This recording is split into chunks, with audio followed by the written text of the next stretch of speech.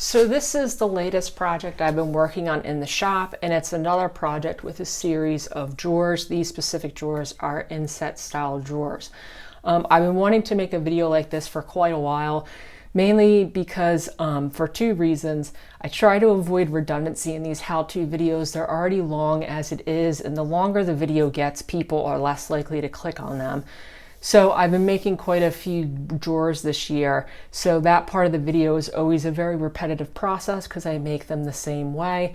So I just want an all-inclusive how-to video to cover how I make drawers, drawer boxes, and install them, so I don't have to keep putting that exact same process in all the videos. It can be a reference video. I have a similar video on there for cabinet doors. The other reason is whenever I use these Blum undermount slides, they're the ones with the orange clips. People always ask them about them in the comments. I kind of make the mistake that I always assume that people that are watching these videos are fellow woodworkers and have a similar knowledge base that I do, but that's not always the case. So it's going to be a how-to educational video, not just for how to install them, but for people that have no clue even where to purchase them. So I like these slides because they're completely concealed. They're underneath, so even though I make these boxes out of plywood, people appreciate seeing the dovetails. But the problem with them is, number one, they're going to be more expensive than side mounts. And there is a little bit of a learning curve when you first start installing these. Mainly the drawer box has to have a couple really specific dimensions to it, whereas side mounts usually just kind of measure your opening, deduct the thickness of the side mounts, and you could put them in place. But I've been using these solely for the past couple years, and I prefer them mainly because there's so much more adjustability to them than side mounts. So I'll show that in the video, but if your reveals are off, especially if you're doing inset drawers where it could be a little difficult to really kind of narrow in those reveals, they give you a lot more wiggle room. So they are user-friendly for a beginner, in my opinion. So that's basically what this is going to be. It's kind of a part taken out of a build I'm currently working on. It's going to be a fairly long video. I'm going to break it up into parts and put timestamps in the description for people that want to skip parts, because it's probably going to be close to a half an hour at this point. But if you want to know anything about these slides and how they work and how to make drawer boxes for them, this is going to answer all those questions. So first things first, these are undermount slides. Your drawer box will fit in here, and then the back will align with these two pins. So there's quite a few measurements you have to get down before using these, but once you use these a couple times, what seems overbearing as far as the instructions at first will get much easier, and in fact turns into second nature. The other nice thing about these slides is they're all soft close, and if you're someone who spends a lot of time making dovetails or something like that, they're nice because they're undermount. It doesn't interfere with any of that side detail. The first thing, and probably the most important thing when buying these, is there are two separate series. They're a numbered series. One will have an F, one will have an H. The H series, which are not these, I primarily use F series. The H series will be for drawer boxes that are 1/2 inch thick to 5/8 inch thick. These ones are 5/8 inch thick to 3/4. So just be aware of the series when you're buying them. They clearly state H or F. I believe the H series are actually much more popular because that size stock is more popular for drawers. The reason I primarily use the F series is I use these drawers mostly in built-ins. So the current one I'm working on, built-in, I'm going to have 4 drawers here and a different size drawer here. I am buying like 10 sheets of 3/4 inch ply. I'm left with a bunch of off-size pieces. So instead of charging the customer an extra $100 to $200, because plywood is extremely expensive nowadays, to buy 1/2 inch or 5/8 inch stock, I just use bits and pieces left over from the built-in order to build these pieces. Since my built-ins are 3/4 inch plywood, that translates into 3/4 inch drawer boxes. Once you pick out the correct sizes, my next recommendation is to print out these instructions, because chances are wherever you're ordering these from, they will not come with instructions. I will be putting a bunch of links in the description to help people. Sometimes I forget to do those when I first upload the video, so feel free to remind me. So when measuring for these to buy these, the main thing you have to know is the depth of your cabinet, because that will decide the size slide. They have 21 inch, 18 inch, 15 inch, 12 inch, and 9 inch slides. The slide number, if you're buying a 12 inch drawer slide, which is the ones I'm using in this video, the box you are making for that slide will be 12 inches front to back exactly. However, the slide itself is slightly longer. So a 12 inch slide is actually 12 and 9/16. That's why my cabinet is a little over 15 inches, but I could not use 15 inch slides because it's about 15 1/4. You would need a maximum clearance of at least what does it say, 15 and 29/30 seconds, which I did not have. So you can see my 12 inch slide is in fact almost 12 1/2. So just be aware of that when you're ordering these. They have a chart here for your cabinet depth, the minimum maximum size you need, and how big your drawer is going to be. So they also offer these back brackets for mounting. I've actually never used those. I think those are used primarily more so with people that don't use face frames or shelving when making cabinets, but I do. So I've never used those, but those are an option. It will also come with these locking devices. You can see there's cheaper versions versus more expensive versions. Online, I've only ever seen a couple options for these. These are the ones I ordered. They come with the adjustable bit in the back. And then for the clips, which you have on most sites, you'll have to order the clips separately. Don't forget to order these, and you have to order them in quantities of right side and left side.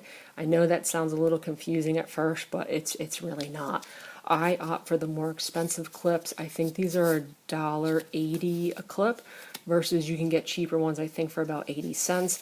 But the plus side to these ones is they come with side-to-side adjustment, as well as a lift adjustment right here. So the bonus to these slides, like I keep saying, is they're very forgiving, especially if you're doing inset drawers, which personally I think are the hardest drawers to mount, and they're a little off. There's so many ways to adjust them. You could really fine-tune those reveals. So I will put a link to where I'm buying these. I used to get these on eBay because they were the cheapest place to get them. Now I get them from a cabinet part supply store for about $27 plus the cost of the clips. Whereas if you go to buy them on Amazon or Rockler, which I do like Rockler, but they're about $47 for a whole set. So they get quite expensive, but you can find them much cheaper at wholesale places. So that's going to be the basic information you need to get started. Like I said, I order the slides, I order the clips, and then you can get going. I don't use the rear brackets because, like I said, I usually have some sort of frame that these will sit on, versus people that don't build this way. But a lot of my materials I have to transport, so it's easier for me to build a substructure like this. You don't lose a lot of height with the cabinets, and then all of my slides just sit on there. I could attach them and call them a day. Another thing to consider is size 9 inch and 12 inch do not have bottom mounting holes. All the larger sizes do. So you can see I specifically designed this so that I have a piece of wood to sink these into on the side, because they don't have bottom mounts. The main page I look at is this one that says drawer specifications, but they're going to have a lot of, they used to have just dimensions in metric, but now they do both of them. Your two main measurements you're going to need are the thickness of your plywood and the clearance for the bottom, as well as the clearance for the top.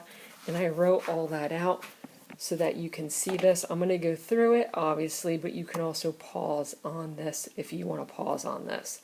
So my rough opening for my box, which is going to be my opening, is 29 1/16, 8 5/8, and then I told you my depth is longer than I need, but I'm using 12 inch slides. Now, my 4 openings are identical. If they're not, you have to make 4 different size boxes. I know that kind of stinks. You would have to do that, especially if your width is off, with side mount slides anyway. That's why I spend a lot of time squaring all this stuff up. Like I keep saying, these slides have a lot of forgiveness, but you have to make this box to spec or it won't work. So the first thing, like I said, I'm using 12-inch slides, so I know my box depth will be 12 inches. For the width, that's when you refer to the chart. The chart is going to tell you what thickness your front is and what to deduct from it. So they give you an example, 21-inch opening with 3/4 inch draw thickness is minus 7/16. Now a lot of time, if you're going by 3/4 inch plywood, it's not 3/4, it's usually 23/32. In my circumstance, the scraps I'm using are all 3/4. I knew this because I have been burned before by varying thickness of plywood, and when I got this delivered, I went through and measured all of this with calipers. Is really the most accurate way to do that. I made sure they're all the same sizes. That will not only affect the drawer slides if they're varying thicknesses, but it will also affect the building process, which you'll see a little bit later. So mine is a true 3/4, so I'm subtracting 7/16, which means I have 29 1/16, subtracting 7/16. My final opening size is 28 5/8. I'm using dovetails, so I'm going to cut this exactly to 28 5/8. For the top and bottom clearance, now there will be another measurement when we put the bottom in, but the clearance you need for the bottom of the drawer box and the top of the drawer box are 2 different sizes. One is 9/16, one is 1/4. So if you add all that up, it's 13/16. For ease of operation, I 99.9% of the time just round that up to an inch. It also gives me some wiggle room if I really need to adjust these. I've never had to do that, but this is close enough. You're not losing anything major off of this if you round it up to an inch. Those are the 2 main things, and I've been doing these long enough, like once you know these numbers, you can pump out this information pretty quickly. So my height was 8 5/8. I'm subtracting that inch. It's now 7 5/8. So I'm making 4 drawer fronts at 28 5/8 by 7 5/8. My backs I'm going to trim later. You'll see how I do that. But for the time being, I basically cut 8 fronts because they'll be a little bit smaller than that, but I'll just have the rough material. And then for my sides, you're cutting the 12-inch depth like the slides, and then the height is the same, 5 7/8. So like I said, I'm using all scrap. I have some scrap here and a little bit bigger piece of scrap here. So I could go through now and cut. So if you're still with me at this point, I'm going to start making the drawer boxes. And like I showed in the instructions, the height is going to be the same minus the backer. You'll see how I do that later for all of this. So I just rip all of my pieces into my height at this point, because that's the only dimensions that are going to be identical. So I'm just going to send this through. I'd already calculated how many of these pieces I need to get on my sides, and I can rip all this stuff. So pretty simple process. It's the same material, and I could get multiple strips out of this. And it's nice because, like I said, this was all left over from the project, so it doesn't cost the customer any extra.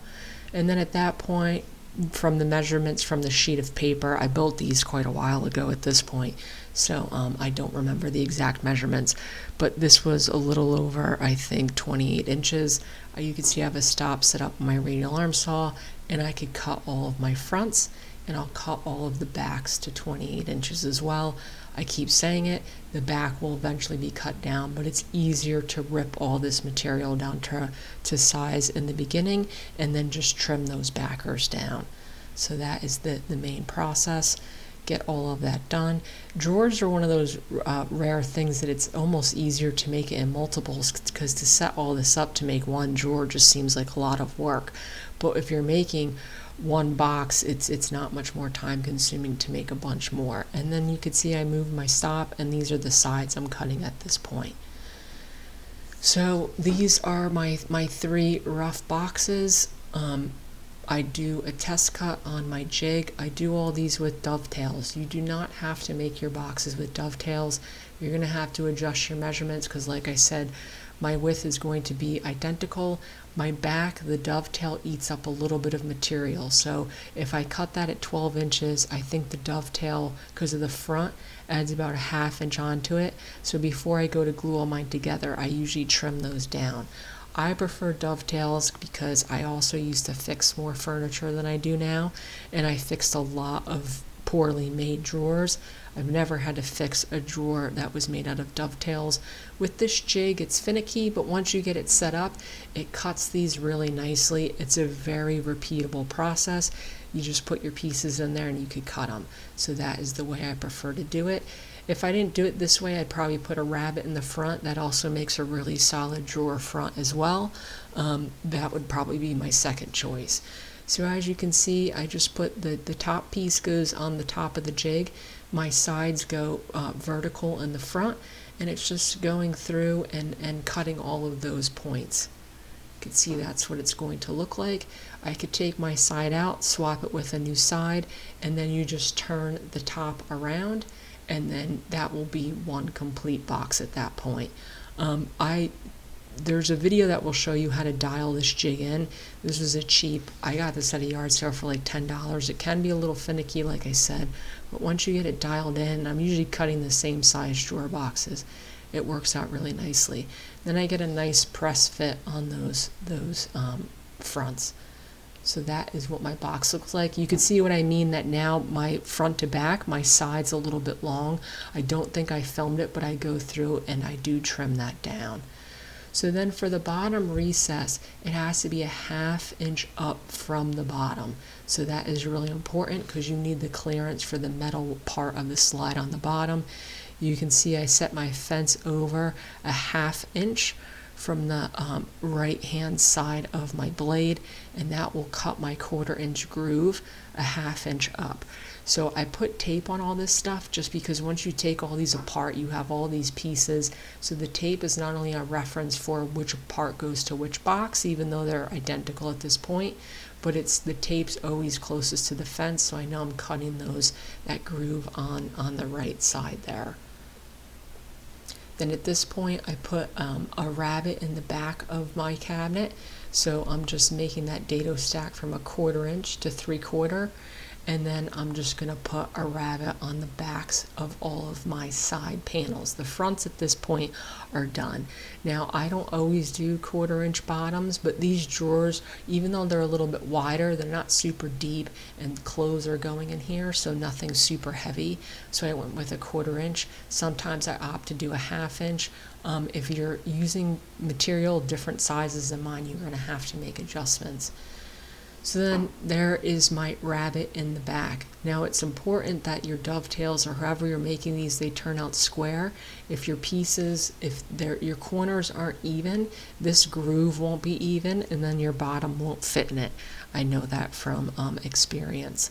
So that is what my rough shape looks like. At this point, I can square these 3 parts, and I can measure for my bottom, and I can measure for my backer. You can calculate all this stuff, figure it out, and cut it. I always find it's more accurate to build as I go, so that's how I do it. So for the bottom, I'm just adding 3/8 of an inch on either side and 3/8 of an inch to the front of this, which will account for that groove. And then for my backer, I'm measuring from the top side of the groove to the top side of my box, and those are my new measurements.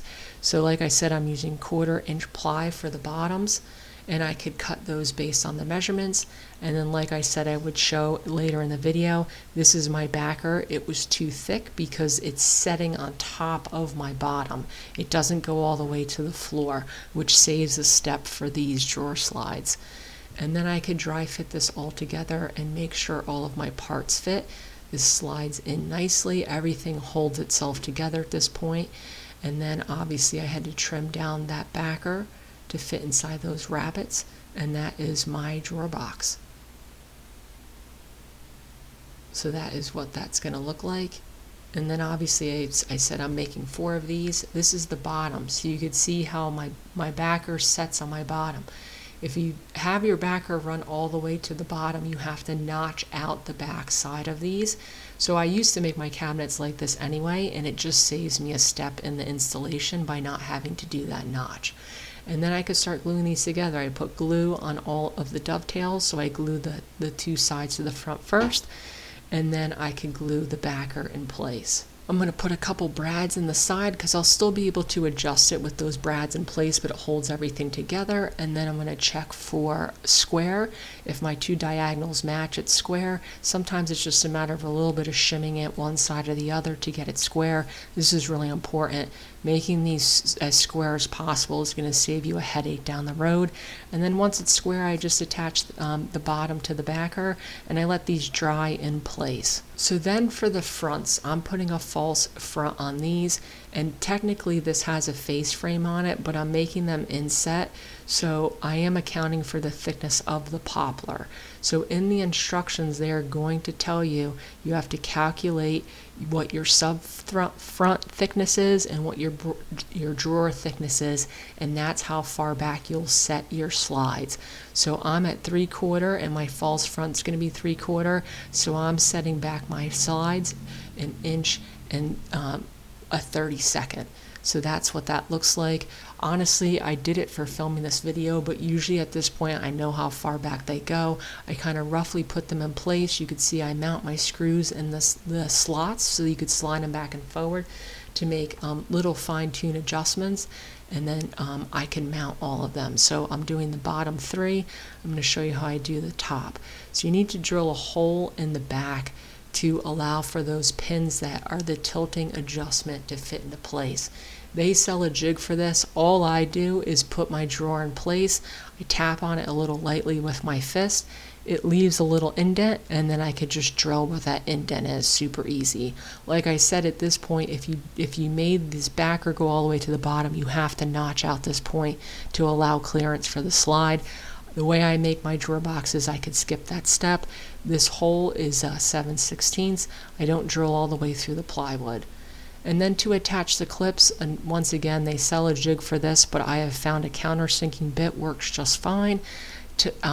You're going to want to drill these at an angle, and you're going to want to make sure you're pushing this clip all the way into the base, because if you don't have it flush with the base, it won't align when you try and slide it into place.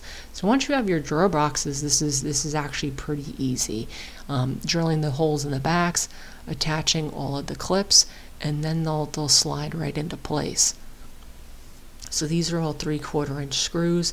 If you order these, I believe with this company you can order the screws separately as well, but you have to make sure to order them. They don't come with them, nor do the instructions, but I usually have these screws in the shop and I don't need it. And then I could slide my box into place. Make sure that there's no binding or anything like that, and from the back side you could see how those little flanges fit in the holes that I drilled, and these will click into place. You'll know you did it right if you hear the click.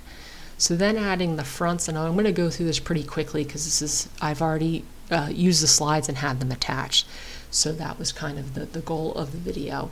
But for the false fronts, is going to have a decorative element, so I'm actually making the false fronts out of 1/2 inch ply. I usually work from the bottom up. I'm using pennies for my reveal. This is all plywood, so it's dimensionally stable. Don't really have to worry about it moving on me. So the reveals are a little bit over 1/16 of an inch. Once I got that fit into place, I just attach that with brads, and you can see that I permanently screw it in place. The hardware that will go on this eventually will also hold it in place. And then I can make any little adjustments, but basically pretty simple process. Like I said, these were all square, so my width and my height of these, I just divided my opening by 4. I cut 4 identical pieces of ply and just attached them using those pennies. So then for the front, I have 1/4 inch strips of maple ply, and that is what's going to get me to 3/4. A 1/2 plus 1/4 is 3/4. It's a very similar process. I measure my width. I'm going with the reveal. I have a pin nailer now so I don't have as much cover up to do, and I could just go around the perimeter, take measurements and attach all of these strips with the pin nailer. Now the outside edge is going to get edge banding, which I won't show in this video, but the inside edge will be plies. Usually I just cover that with some putty or some caulk. This is going to be painted and it will hide all of that. It's a very simple way to do it, super cost effective that way as well.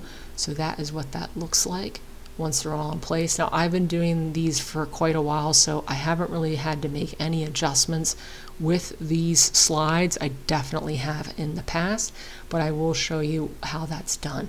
There's a height adjustment, there's a tilt adjustment, there's you could slide the runners back and forth. There's a depth adjustment on some locking devices, but I've never seen those for sale. And then there is a side-to-side adjustment, which is probably the one I use the most, especially with inset drawers. So you can see if you go to the back, this little tab in the back, it's hard to see on the camera, but the more that you turn this, it actually lifts the bottom of the cabinet up. So when you're looking at it from the front, it's actually going to tilt out the front edge of the cabinet. So you could see what that looks like by just doing one. If I tilt the other one, you can't really see it moving from the back side, but it moves quite a bit. And that is how much that this will tilt out. This will come into play a lot if your face frames are uneven.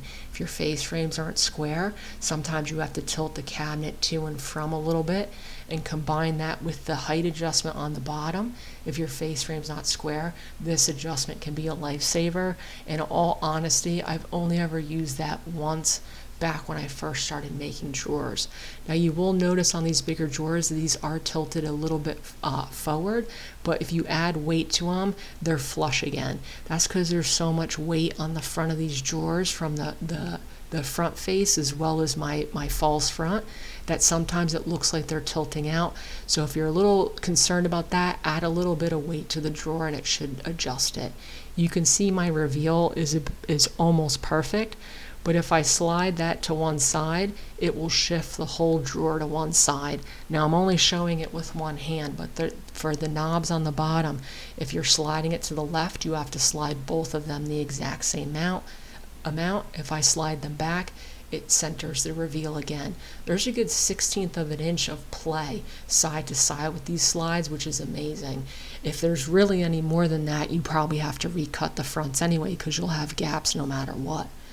Then for the lifting mechanism, which I also do use, it's just this little tab. You push it towards the back of the drawer, will lift the front, the whole piece a little bit. You can see you can lift this up to 1/8 of an inch. So there's a lot of play as far as the lift goes. It's even more than the side to side adjustment. And you can see just how big the gap that's left. In order to get rid of that, I just have to slide this back. This is really nice because stuff always manages to get tweaked in when I'm moving it. So sometimes I'll show up and my reveals are perfect in my shop. You can see when you unadjust everything, it goes back to perfection.